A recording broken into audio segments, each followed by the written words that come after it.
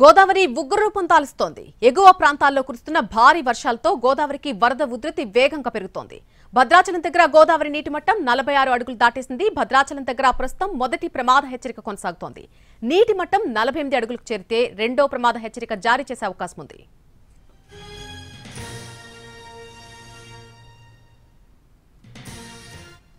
ఈ రాత్రికి గోదావరి నీటి మట్టం మరింత పెరుగుతుందని అధికారులు అంచనా వేస్తున్నారు. గోదావరి పరివాహక ప్రాంత ప్రజలు అప్రమత్తంగా ఉండాలని సూచనలు జారీ చేశారు.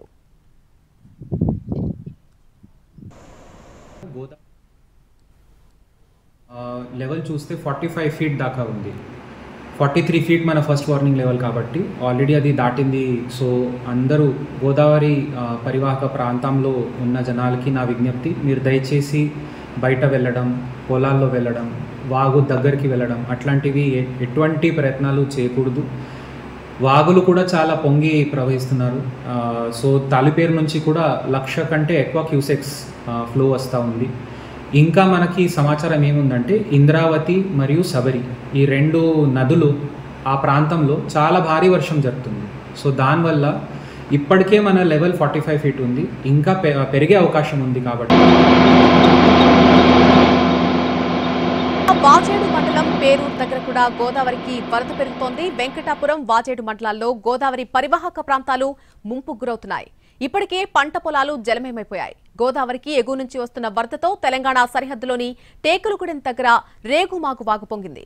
163 జాతీయ రహదారిపై వరద చేరుకోవడంతో తెలంగాణ, ఛత్తీస్గఢ్ రాష్ట్రాలకు రాకపోకలు నిలిచిపోయాయి. వాజేడు మండలం ముళ్లకట్ట బ్రిడ్జ్ దగ్గర గోదావరి ఉధృతంగా ప్రవహిస్తోంది. మత్స్యకారులు వేటకు వెళ్లొద్దని సూచిస్తున్నారు అధికారులు. ఏటూరు నాగారం మండలం రామన్నగూడెం పుష్కరఘాట్ దగ్గర ప్రస్తుత నీటి మట్టం 15.50 మీటర్లకు చేరుకుంది. దీంతో మొదటి ప్రమాద హెచ్చరిక జారీ చేశారు అధికారులు.